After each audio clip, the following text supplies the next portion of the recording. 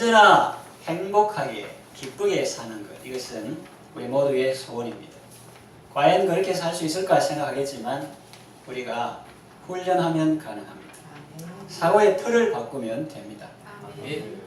첫째로 가진 것이 있느냐 없느냐에 초점을 맞추지 말고 목자 되신 주님께 초점을 맞추십시오. 사람들은 가진 것이 많으면 좋아합니다. 기뻐합니다. 그러나 사고나 천재지변을 통해서 그것들을 잃어버리면 낙심합니다. 또 어떤 사람은 절망하고 스스로 목숨을 끊는 사람도 있습니다. 우리는 그 사정은 이해가 되지만 그 소유 때문에 그렇게 일희일비할 필요가 없습니다. 여러분이 누구입니까? 하나님의 자녀입니다. 여러분에게는 세상보다 크신 그리스도께서 안에 계십니다. 세상 살아가는데 소유가 필요하지만은 그것이 우리의 목숨보다야 중요하겠습니까? 그것이 우리의 생명이나 건강보다야 중요하겠습니까? 내가 이 세상을 살면서 가지고 못 가지고는 내 영역에 속한 것이 아닙니다. 열심히 일한다고 다 부자 되는 것도 아닙니다. 그렇다고 게으르게 살라는 말은 아닙니다. 하나님이 사람에게 복을 주시기도 하고 거두시기도 하는 것입니다. 그러니 우리는 정함이 없는 재물에 소망을 두지 말고 우리에게 모든 것을 후히 주사 누리게 하시는 하나님께 소망을 두어야 합니다. 그러면 언제나 행복할 수 있습니다. 다윗은 말했습니다. 여호와는 나의 목자시니 내게 부족함이 없으리로다. 그렇습니다. 양에게 필요한 것은 목자에게 다 있습니다. 양에게 무엇이 필요한지 또 언제 필요한지 목자가 다 알고 인도하는 것입니다. 아까 대표 기도자도 그렇게 말했습니다. 교회는, 건강한 교회는 가진 자도 와서 위로를 받고 못 가진 자도 와서 은혜를 받고 배운 자나 못 배운 자나 자기가 있는 사람이나 없는 사람이나 예수님은 우리 모두에게 구주가 되십니다. 그러니까 너무 좋은 예수님이에요. 그래서 우리는 가진 것이 있을 때에도 아름다운 삶을 살 수 있고 없을 때에도 아름다운 삶을 살 수가 있습니다. 다윗은 가진 것이 많을 때 머비보셋에게 하나님의 은혜를 베풀었습니다. 얼마나 멋집니까? 세상 사람들은 그 장인이고 주군이고 하면서 늘 나를 죽이려고 하고 시기 질투하고 그 상종을 면해라 이렇게 세상적으로는 말할 수 있는데 다윗은 그렇지 않고 사울의 집에 오히려 남은 자가 있느냐 내가 그에게 하나님의 은혜를 베풀고자 하더라. 내 은혜가 아니고 내가 뭐 마음이 좋고 그런 게 아니고 내가 살다 보니까 내가 하나님의 은혜를 받았는데 그런 사람의 내게 호불호를 떠나서 내가 받은 하나님의 은혜를 그에게 베풀고자 하노라. 그래가지고 그 사람을 왕자로 삼고 왕의 상에서 먹겠습니다. 또 어떻게 아름다운 삶을 살았습니까? 성전 건축을 위해서 하나님의 집을 위해서 국가적으로 자기가 하려는데 하나님께서는 군이라 피를 말렸기 때문에 네 아들 때 하겠다 하니까 많은 재료들을 준비했을 뿐만 아니라 역대상 마지막 부분에 보면은 자기 사유에 자기 개인에 가진 많은 금과 은을 기쁨으로 드렸습니다. 그래서도 하나님께서 내게 우리가 무슨 힘이 있어서 우리가 이런 걸 드릴 수 있었겠습니까? 하나님께서 우리에게 주신 것을 도로 주님께 돌려드리는 것뿐입니다. 그렇게 고백합니다. 자, 이렇게 가진 것이 많을 때는 베풀고 나누고 섬기고 머비보셋 그런 사람에게 하나님의 은혜를 베풀고 또 하나님의 전을 위해서 이렇게 헌신하고 가진 것이 많을 때는 그것으로 하나님께 영광 돌리며 살 수가 있습니다. 또 가난할 때도 아름답게 살 수가 있습니다. 왜? 나는 부요해가지고 기뻐하는 사람은 그 바탕, 그 근본, 부요가 무너지면 자기도 무너집니다. 그래가지고 내가 이래가지고 어째 사놓고 하면서 자산을 삽니다. 그 부요 위에 두는 게 아니라 부요를 주신 주님 안에 거하는 것입니다. 가난할 때에도 그 가난에 얹혀 사는 것이 아니라 주님 위에 반석 대신 주님 위에 서서 가난할 때에도 아름다운 삶을 살 수가 있는 것입니다. 나옴이라는 사람은 가난하고 궁핍할 때 기도의 삶을 살았고 사랑의 삶을 살았습니다. 그야말로 하루 종일 할 수 있는 게 아무것도 없어요. 제가 며느리 볼 때 내가 너무 마음이 아프고 내 때문에 네가 고생하는데 해줄 게 아무것도 없어서 계속 과부가 연세 드신 과부가 손들고 하나님께 기도하는 것밖에 없는데 하나님께서 그 며느리를 좋게 인도해 주시고 보아스의 밭으로 인도해 주시고 또 좋은 영적으로 메시아의 조상이 되도록 하나님께서 인도해 주셨습니다. 나오미는 과거 부유할 때보다 더 큰 은혜를 받았습니다. 부유할 때 언제? 이민은 아무나 갑니까? 이민 가방도 사야 되고 무슨 비자 이런 것도 이민은 아무나 가는 게 아니고 좀 살만한 사람이 가지. 정말 어려운 사람은 이민 우주가 그리고 방법도 잘 모릅니다. 그런데 이민 간다 하는 거는 그래도 재산이 좀 있다. 또 내가 나갈 때는 풍족하게 나갔더니 돌아올 때는 빈곤히 돌아왔다. 나갈 때는 풍족하게 나갔단 말이야. 그 어디로 가느냐? 유다 베들레헴, 물론 지명이지만 의미도 있습니다. 유다, 찬양이 있는 것을 떠나서 찬양이 없는 곳으로 갔다. 베들레헴, 떡집을 떠나서 생명의 양식이 없는 곳으로 갔다. 예배를 떠나서 예배가 없는 모압으로 갔다. 우상 숭배로 갔다.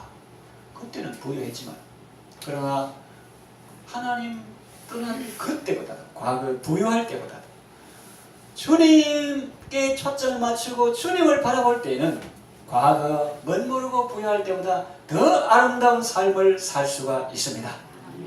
그러니까 교회는 언제나 주님께 초점을 맞춰야 돼요. 사람도 거꾸로 자기 형편 환경 그 속에 자기를 두고 그것이 마치 자기인 줄 알면 그 헛된 거품이 다 빠져나가 보면 자기도 죽었다 이래 돼요. 그러나 그렇지 않고 창조주 하나님은 그보다 더 능히 많은 것을 주실 수도 있고 또 주님은 안 주어도 주님 한 분만으로 나는 만족합니다. 그렇게 고백할 수 있도록 은혜를 베풀어 주시는 것입니다.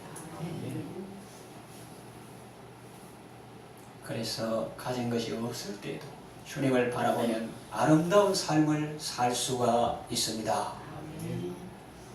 부유할 때는 베풀고 나누고 섬기고 가난할 때는 놀라운 기도의 세계로 들어가는데 정말 가난해 보지 않고는 드릴 수 없는 그런 기도를 주님께서 가난할 때 드리게 하시고 부유할 때는 결코 느끼지 못할 그런 마음가짐을 가난할 때 그러니까 주님은 우리를 빛도 창조하시고 어둠도 창조하신 주님께서는 우리를 평안할 때만 그늘이시는 것이 아니라 우리가 풍파 중에도 주님은 우리를 그늘이십니다. 그러니까 예수가 그늘이시니 즐겁고 평안하구나 주여의 자고 깨는 것 예수님이 그늘이시기 때문입니다. 그래서 주님을 목자 삼고 따라가는 인생은 행복합니다. 양의 큰 목자가 되시며 목자장이 되시는 예수님을 바라보며 언제나 그의 안위하심과 선하심과 인자하심 속에 살아가는 여러분 되시기를 바랍니다. 두 번째 항상 기뻐할 수 있는 비결은 몸이 건강하고 아프고에 초점을 맞추지 말고 어떤 상황에서나 함께 하시며 돌보시는 주님께 초점을 맞추십시오. 살다 보면 밥맛이 있고 소화가 잘 되고 운동하는 것이 즐거울 때가 있습니다. 그럴 때는 대부분의 사람들이 기뻐하고 즐거워합니다. 그런데 사람이 살다 보면 늘 그런 것은 아니죠. 사고를 당하거나 병이 들 때도 있습니다. 그때는 사람이 위축되고 우울해지기 쉽습니다. 낙심하고 절망합니다. 그러나 이 내 몸이라는 것도 사실은 내가 주관하는 것이 아닙니다. 우리가 열심히 노력한다고 해서 키를 한자나 크게 할 수 있습니까? 우리가 간접적으로 그렇게 되게 도울 수는 있고 또 그렇게 되는 토양을 만들 수는 있어도 자꾸 운동을 하고 밥을 많이 먹는다든가 뭐 그런 토양을 만들 수는 있어도 실제로 자라나게 하시는 분은 하나님이십니다. 우리가 내 의지로 머리카락 하나를 희고 검게 할 수 없습니다. 내가 어떻게 할 수 없는 것을 가지고 염려하고 걱정하고 불안해하는 것은 지혜가 아니죠. 그런 사람은 환경이 시키는 대로 웃다가 울다가 할 것입니다. 건강하면 웃고 병들면 울 것입니다. 그러나 환경의 사람이 아닌 믿음의 사람은 어떻습니까? 그는 언제나 기뻐합니다. 장애가 있다고 해서 결코 기가 죽거나 절망하지 않습니다. 병들 때에도 오히려 은혜가 넘칩니다. 왜 그럴까요? 참된 의사가 되시고 치료자가 되시는 주님을 바라보기 때문입니다. 내가 연약할수록 더욱 귀히 여기사 높은 보좌 위에서 낮은 나를 보시니 연약할 때 더욱 주님의 사랑을 느끼게 됩니다. 예수님이 채찍에 맞음으로 우리가 나음을 입었다는 말씀을 더욱 붙들고 의지하게 됩니다. 십자가의 사랑을 더 체험하고 그 능력을 힘입게 됩니다. 모세는 120세 때도 눈이 흐리지 않고 기력이 쇠하지 않았습니다. 갈렙은 85세 때도 40년 전보다 더 강건했고 믿음으로 헤브론 산지를 정복했습니다. 혹시 여기 120세 넘은 분이 있습니까? 혹시 85세 넘은 분이 있습니까? 네. 그런데 우리보다 더 많은 모세, 갈렙 이런 사람들은 하나님께서 건강 주실 때 그것으로 갑질하거나 횡포 부리거나 교만하지 아니하고 그 건강 가지고 사명을 완수하면서 아름답게 멋있게 살았습니다. 건강할 때는 건강한 모습으로 아름답게 살 수 있습니다. 병들어 있을 때도 마찬가지입니다. 사도 바울은 몸에 병이 있었으나 그 병을 주신 하나님께 감사하면서 약할 때 강함 되시는 주님을 의지하고 끝까지 사명을 잘 감당했습니다. 개혁운동의 칼빈은 별명이 걸어다니는 종합병원이었고 설교의 황태자라 불리는 스펄전, 찰스 헤던 스펄전도 통풍으로 고생했지만은 그것 때문에 더욱 주님을 바라보고 주님을 의지하여 사명을 잘 감당할 수 있었습니다. 은혜로운 찬송 작시자로 유명한 크로스비, 페니 제이 크로스비, 우리 찬송가에 보면은 은혜로운 작시가 많은데 그분도 질병 가운데서 주님을 만났고 병실에 찾아오는 사람들이 오히려 은혜를 받을 정도로 하나님의 사랑과 은혜로 충만했습니다. 예를 건강할 때 우리를 붙들어 주시는 분은 하나님입니다. 또 병들었을 때 사랑으로 돌봐주는 분도 하나님이십니다. 하나님은 언제나 나와 함께 하시고 동행하시니 나는 매일 기쁘게 순례길을 행할 수 있습니다. 언제나 복되신 예수님을 바라보십시오. 예수님을 바라보십시오. 예수님을 바라보십시오.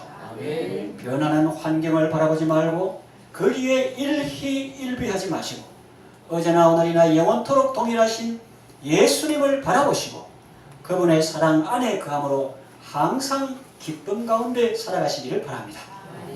세 번째, 일이 잘 되고 안 되는 것에 초점을 맞추지 말고 어떤 상황에서나 주님이 돌보심에 초점을 맞추십시오. 그렇습니다. 일이 잘 되는 것이 성공이라 생각하면 잘 될 때는 기분이 좋겠지만 안 될 때는 기분이 안 좋을 것입니다.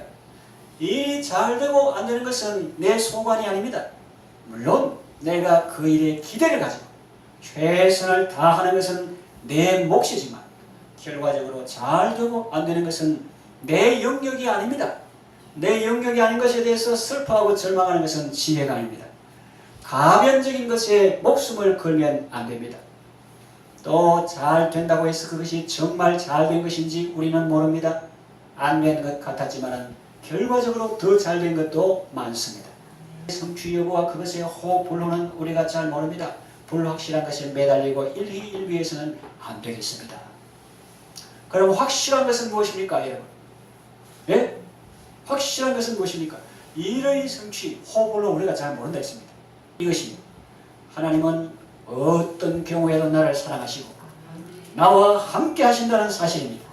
그리고 모든 것이 합력하여 선을 이루게 하신다는 사실입니다.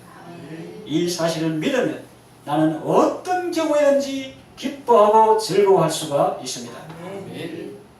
일이 잘 될 때는 하나님이 잘 되게 해주시니까 정말 감사합니다. 돕는 자들을 붙여주시죠. 환경을 좋게 주시죠. 여건이 되게 하시죠. 능력을 주시니 감사하죠. 그래가지고 로마까지 가서 복음을 담대하게 거침없이 전할 수 있으니까 감사하죠. 그러나 일이 잘 안 될 때도 있습니다. 그때도 믿음의 사람은 감사할 수 있습니다. 전도했는데 감옥에 갇힐 수도 있어요. 그러나 믿음의 사람은 감사할 수 있습니다. 하나님이 더 좋은 것을 주시려는 계획이 있기 때문입니다.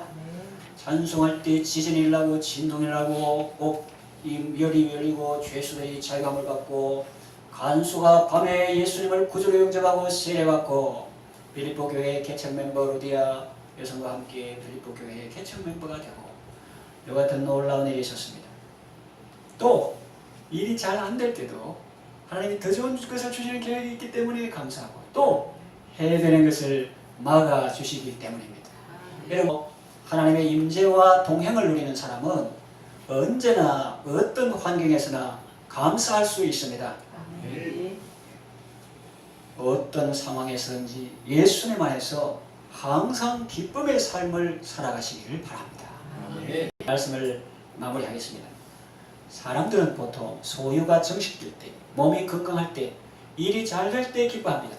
반대로 가진 것을 잃어버리거나 몸이 아프거나 일이 잘 안 풀리면 슬퍼합니다. 기가 팍 죽습니다. 그러나 하나님의 사람은 어떤 상황에서도 기뻐할 수 있습니다. 자신을 상황 안에 두지 않고 주님 안에 두기 때문입니다. 그러므로 주 안에서라는 말은 주 안에서 기뻐하라.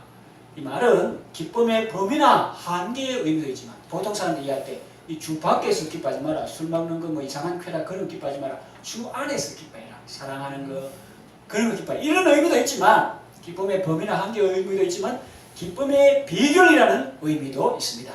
뭐냐? 적극적으로 항상 기뻐하는 비결은 주 안에 있는 것이다. 언제나 주님 안에 있는 것이 항상 기뻐할 수 있는 비결이다. 언제나 어떤 상황에서나 여호와로 인하여 기뻐하고 구원의 하나님을 인하여 즐거워하는 여러분 되시기를 바랍니다.